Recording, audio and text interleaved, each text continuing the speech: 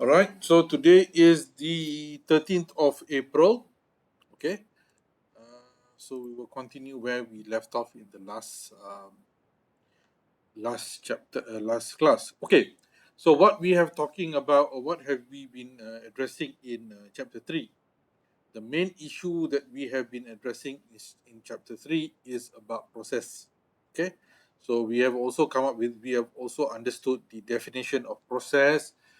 We have also highlighted that the operating system handles several processes at one point of time in the computer system, and we have also looked at how each process is brought into the CPU, and we also know from this chapter that the CPU can only run one process at any point of time. We have also addressed the several states that a program goes to in becoming a process. We have the new state, we have the ready state, running state, waiting, and terminated state. And we have also addressed in the previous class, we have addressed what is the meaning of long-term scheduler and what is the definition of short-term scheduler and medium-term scheduler. So these schedulers are important to bring the process or the program from new to ready or ready to running, or even when the degree of multi-programming is filled up, the medium-term scheduler will be used to clear some of the processes. So please also read about what is the definition or what does it mean by medium-term scheduler and degree of multi-programming. So in today's class, we are going to highlight what or how does a process begin. Okay, how does the process begin? So we have to look at two operations of a process and how the operating system handles these issues. Okay, so in the slide we are talking about mechanisms on how the process will start. So for a process to start, okay, so just before that, let's see the example that I've given here in the picture here. The example is we need to copy a file from one location, from the desktop location to your local drive. Okay, so that is the process. Okay, so the process is user is copying a file or several files, or as you can see here, 2,228 items from the desktop into the local disk D. Okay, so that is the process. So this process, how does the operating system handle this? First, it must create the particular process. Yes, the user is choosing to do this process, and the operating system must create this process. So this process has two sections. One is called the parent process, whereby the copying of the content, copy to, and the child process, which comes as part of the main parent process, is this picture. Okay, is this picture here. So there are two things happening at one time. One is copying the files from desktop to drive D, and another one is coming up with the picture and moving accordingly. So this picture that you see here is what we say as the child process. Why do we call it a child process? Because this process is an outcome of the um, actual process. Okay, of the actual process. And if you were to click the stop button here, you stop the child process, and the main process will also stop. Okay, the main process will also stop. Okay, so you are unable to continue your copying. Maybe it will copy up to a certain level, but it will stop. Yes, it will not clear everything. Let's say you have 2,000 items here, and suddenly you stop after 1 minute. So whatever items that have been copied remains copied. Whatever items that has not been copied will not be copied at all. Okay, so what we have to understand is the parent process and the child process.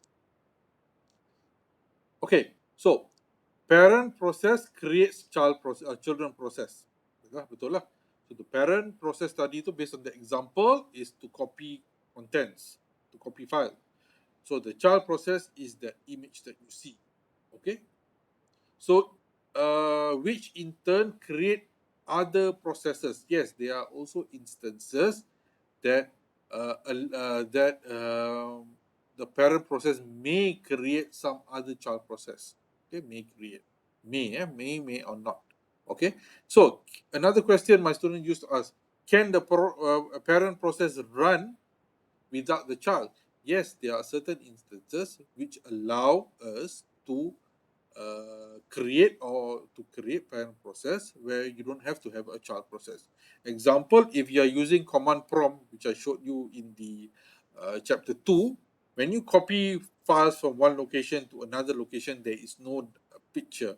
So that is a parent process throughout all the way. Okay, so each process is given a specific ID by the operating system, which is called this PID, and each process, whether the child or the parent process, has something which is called the shared location, the shared resources. Because the child process comes from the parent process, they share the same resources, and children share subset of the parent resources, and some of them, a parent and child, share no resources. Some of them ada juga, you have no resources shared. Okay, so what does it mean by sharing of resources and not resources? Okay, sharing of resources, but you can say that, let's say, because the copying is from a hard disk location to another location, so that hard disk location is called a resource by itself. So both of the parent and child has to share this location, because the parent needs to transfer the files to the next location, and the child process, the image tu yang the scrolling bar tu, depends also on the number of files. So each time a file is being transferred over, is being copied over, then the scrolling bar will move. Okay, so both in this example, both parent and child process share the same resource, and parent and child in this example can execute concurrently. That means both are in concurrent. That means both are concurrent. Both is happening at the same time. Meaning to say, let's say the image finishes, that indicates that the process has already completed, by which the files from the desktop has been copied over to the drive D. Okay, so that is what we say as the process creation for a process, and how operating systems handle this. Next, we also look at an example here. Okay, so what does this example mean? When a process creates a child process, it uses a system call, or a function call here, called fork. Okay, so the fork is actually to break the process, to bahagikan proses tu, for the parent and also the child. So the child can execute, as you can see the command here, and exit here. Okay, if the parent finishes, it has to wait here. Okay, sometimes, for example, if you download information from, let's say you are downloading a file from the internet. Yes, you download, it goes through your hard disk, but once it completes, it takes a few seconds for it to be shown inside your hard disk. Okay, so that few seconds is actually whereby the program has already been exited, has already been terminated, and the operating system is just to reset up and is terminating the parent process as well.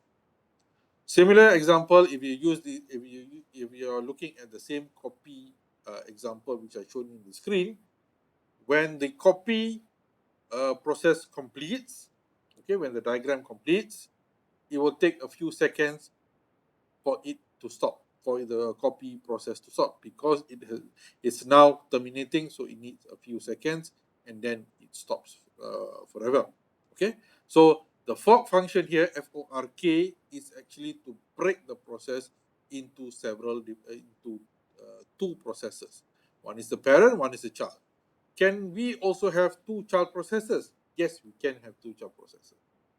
But another question is, why does the operating system break these two processes? Can't we have two process? Why can't we have two things running in one process? No, we can't, because these two processes, the copying process and the image, are two different things but relating to the same thing. Okay, relating to the same thing. Okay, dibahagikan kepada dua tapi both are using the same thing.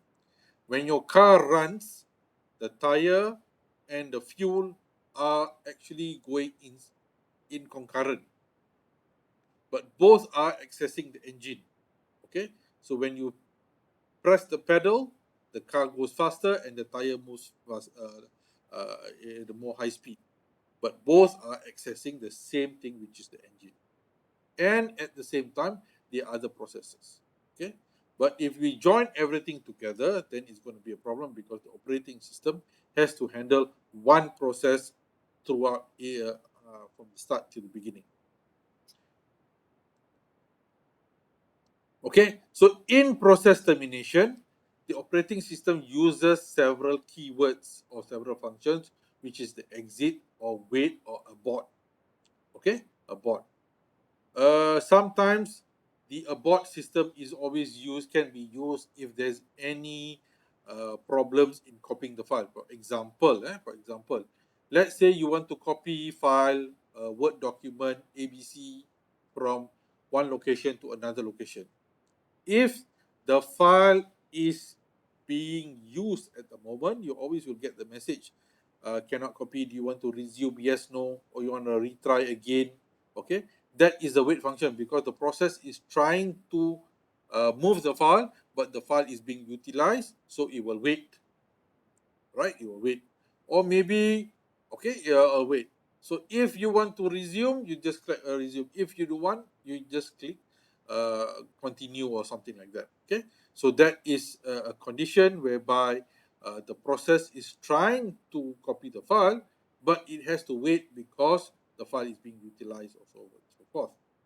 All right, and the operating system also use a function called abort. Abort is a situation whereby uh, the files are corrupted, for example. So there is also a abort function which the operating system will use. Okay, so exit, wait, and abort are functions used by the operating system during process termination. So why do we need to understand exit, wait, and abort? Well, if you are doing a programming sequence about a process in any language, in Java, C++, or whatever not, these functions will appear. Okay, so if you do exit, wait, and abort, this is to tell your program that if there is any issues, please abort this program. Or else, if these codes are not written well inside your programming code, okay, then you'll get blue screen, your program will go hang, okay, and things like that. So operating system uses these keywords to avoid sometimes being the process of not aborting and things like that. So they use these keywords exit, wait, and also abort for process termination. All right. Sometimes operating system do not allow a child to exist if the parent has terminated. Betul lah. When you copy the file, tiba-tiba you stop copying, so the child is also terminated. So cascading termination bermaksud if the parent process is cut or aborted, then automatically all the children, and sometimes grandchildren, the other sub process, all are aborted. Let's say, for example, you are copying from inside your laptop, tiba-tiba power shut down, pump. So automatically everything is shut down. Or okay, everything is shut down. Whatever process and whatever sub process is always shut down. Or sometimes termination by the operating system. If a process requires the printer and it's not working, then the process will be terminated. Okay. Let's say you want to print, and then you get the image up saying printer is going to be print, But if the printer is not working, then the process is now being terminated automatically by the operating system, and any image or any issues, any child process below that will also be terminated. Okay. We also have, if no parent waiting, then the process is going to zombie. Okay. This is just a term used that means it is trying to tell you that there cannot be the operating system needs to terminate or needs to does not allow a child process to exist, because if it keeps allowing a child process to exist, then the process will come zombie because it's just by itself. Just imagine you're trying to copy from one location to another location, tiba-tiba tak jadi copy. So the screen yang tunjukkan yang nak copy tadi tu is just left like that because it cannot go anywhere. Because before this, that screen refers to the copying. Tapi now the copying is not done, so the process is just there. It becomes a zombie process lah. So what operating system does is it uh, it does not allow a child process to go on by itself. And if parent process is terminated without invoking a wait, then the process is often. That means sometimes it's just there is no if the process is just terminated, means there's nothing lah. Okay, it's just an off it. That means the child process is just disappearing by it's just by itself, and it's also some sort like a zombie. Okay. Okay. Next, we are also going to understand how process communicates to each other. Okay, because there are several processes that communicate to each other. Even parent to child pun dia akan communicate to each other. So a parent or child can communicate to each other, and in operating system is defined as two methods. One is independent, another one is cooperating. Okay, another one is one is independent, another one is cooperating. Okay, so if a cooperating process, for example, like I showed you just now, child and a process copying, because both need to cooperate. In what area do they cooperate? So as a file is being copied over, the scroll bar moves.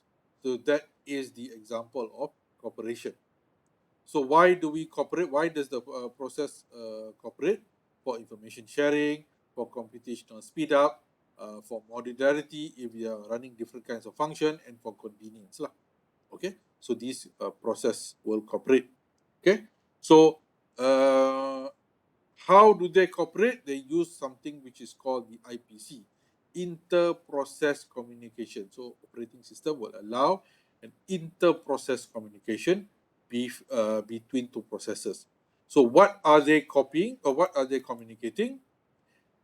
Okay, so they are communicating two models. One is shared memory, and another one is message passing. So depends. Example, so kalau message passing, contohnya macam, let's say dia dah copy satu file. So the process can send a message to the child process, kata, I dah copy satu file, and the scroll bar will move one. That's message passing.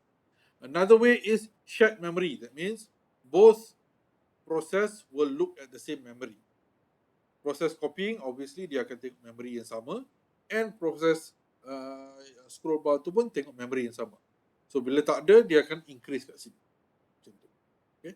So it depends on how you program or how the operating system programs each process. So each process may be different. Some could be message passing, some could be shared memory. But both processes are considered cooperating with each other. So this comes in under the cooperation. So under cooperating processes, two models or two ways of communicating. One is using the shared memory, and another one is using message passing. So kalau dalam independent process cannot affect or be affected by the execution of another process. Okay, so in independent process, for example, copying macam tadi, copy from one location to another location is one process. and then you download is another process. So downloading is a separate process, and copying is a separate process.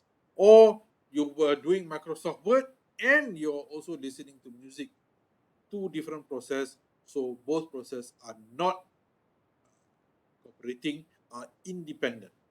That means there's nothing to do with each other. So those are examples of independent process. So remember this, because I'll ask you in your test, give me examples of independent process and give me examples of cooperating process. So remember this. Okay. Next, also we are also looking at buffering. Okay, so when we are talking about cooperating process, obviously bila kita kata pasal cooperating process, we are talking about both process tengah access benda yang sama, so they are cooperating to each other. Example, when I share you a Google Drive, okay, so I can be considered as the parent process lah, because I share the Google Drive, and each of you are my child processes. You are accessing the same thing. Okay, the same thing. So the same folder, let's say I put up my notes there. So all of you are accessing the same folder, same file at the same time. Bukannya lain-lain. So at the same time. So this condition, because you are accessing at the same time, needs to be well defined by the operating system. Because let's say I put a PowerPoint file there, and you are accessing and you do some changes. Now, who keeps track of these changes? So now the operating system has, there is a term called the producer and consumer problem, whereby there are several techniques on how, to allow this to happen. So in the producer and consumer problem, I am the producer and awak semua is the consumer. So both of us are accessing the same buffer. Both of us are accessing the same Google Drive. Okay.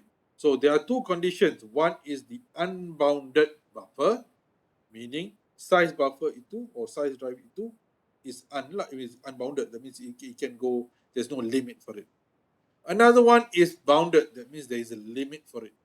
Okay, there's a limit for it. So in the producer-consumer problem, there are several issues that need to be addressed.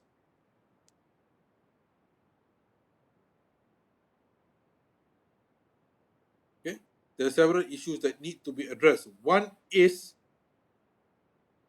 can the producer there are several issues. Issue number one is the consumer, awak semua, cannot access the buffer selagi mana I have not put in data yet. Okay, so example for that is the consumer process cannot access the file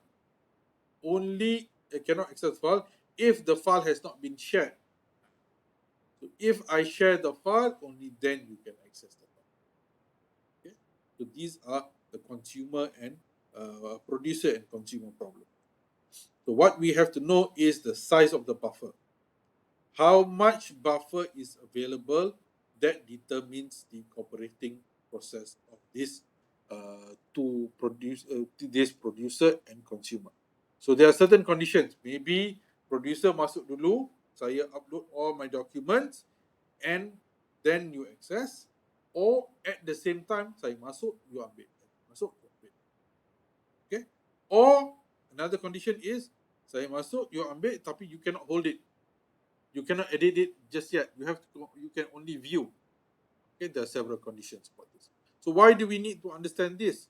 Because in the operating system function is to allow multiple process to run at one point of time. And this multiple process akan connect dengan memory, akan connect dengan sound system, akan connect dengan graphic. So there are things happening all at the same time. So inside the computer system, there are many processes running. And all of these processes, almost all the time, use the same resources. Resources of RAM, resources of the hard disk, resources of the monitor screen, of the keyboard. So the operating system needs to needs to play a role by allowing, yes, operating processes, but in an orderly fashion. Who gets to access what? Okay, so this is what is being explained by the producer-consumer problem. Okay, next we are looking at shared memory. Okay, shared memory, we will continue in chapter 5. Okay. Okay, and next one we are looking at message passing. How does the operating system communicate between two computer systems? Yang ini agak pelik sikit. In this slide, we are not looking at one computer system. We are not looking at one computer system, but we are looking at two computer systems. Process of sending message from one side to another side. Macam mana tu? Example, your phone is one system. Another phone is another system. So how do you send a message from one side to another side? Macam WhatsApp lah. Okay. WhatsApp is a program by itself and is also a process. So the process of sending the message through one system and receiving it to another system. So the operating system must also handle these types of process, because these types of process are coming from a different location. It is not coming within the location. Okay, how does the system receives message? So there are two operations provided by the operating system, which is the send message and the receive message. Okay, because when you send a message from your WhatsApp, so that is sending out, and the phone that it receives phone, they can receive it. It's not the phone that is receiving it. It's the Android application which is controlled by the WhatsApp program dekat phone sebelah tu, which receives the message. Okay, so sending and receiving is also another type of process that need to cooperate to each other, because both of them are communicating. Tetapi they are communicating via the network protocol lah. Okay, so before you communicate to one person, the operating system, so these are two process tau, dia ada dua proses ni. You send me a text message. So bila you send me a text message, you are establishing a process daripada awak kepada saya. You are establishing a process. Okay, so that establishment tu is called the communication link. So when I receive the message, I will reply back to the same process. Okay, I will reply back to my process as well. Okay, so you send me a message, I receive as a process as well, and I am sending it back as a process. So we have two processes running at the same time, tapi in two different locations. Your WhatsApp, which is running on your phone, is a process by itself because it's always on and it's awaiting messages. You cannot say your WhatsApp is not a process or it's just a program. You tak double click pun. No. WhatsApp is a special type of process where it keeps running all the time and is waiting for a message to come in. Unlike Microsoft Word, unlike PDF, Word document, unlike Photoshop and things like that, those programs, once you double click, baru dia jadi, baru dia on, baru dia activate. But WhatsApp, Telegram, antivirus, these are programs which is already a process and is awaiting for instructions or awaiting for a message to come in. Okay, so first you must establish the link between two processes, and we also have what kind of communication link are we talking about? Is it shared memory, bus, or network? Okay, so kalau dalam WhatsApp, we are talking about network because it travels to network. Or maybe it can be a shared memory, that means from one process to another process, or we can be within the PC as well. And it can be direct or indirect. What does it mean direct? That means you send one message now, it immediately appears on the other side.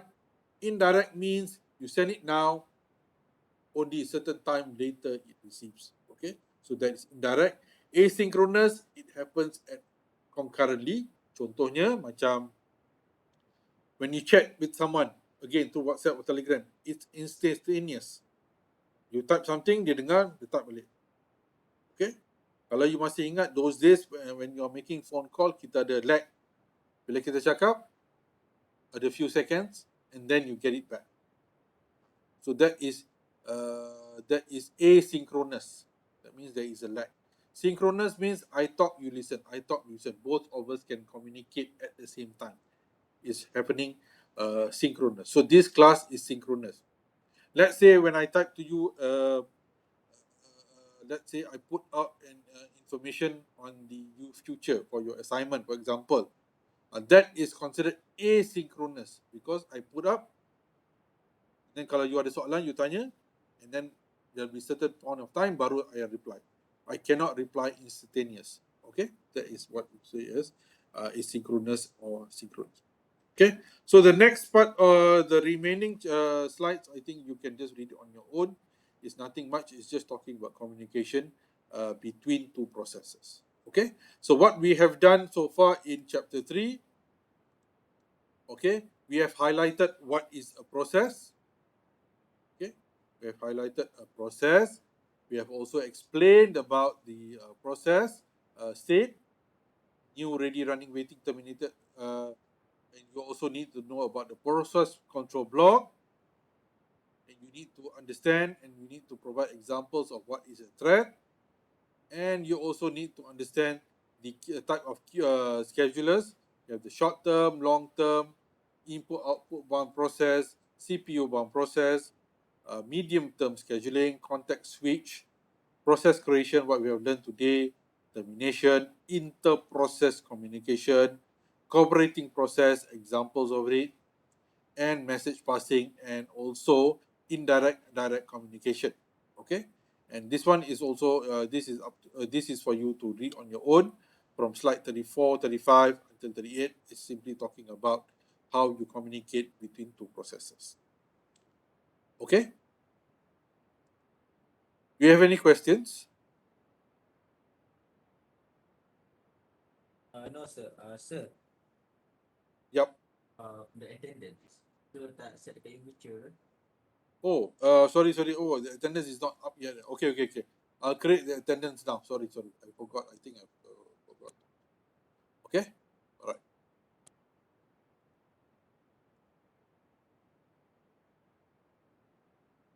Okay. If you have no questions, thank you so much, and I'll see you in the next class. Assalamualaikum warahmatullahi wabarakatuh.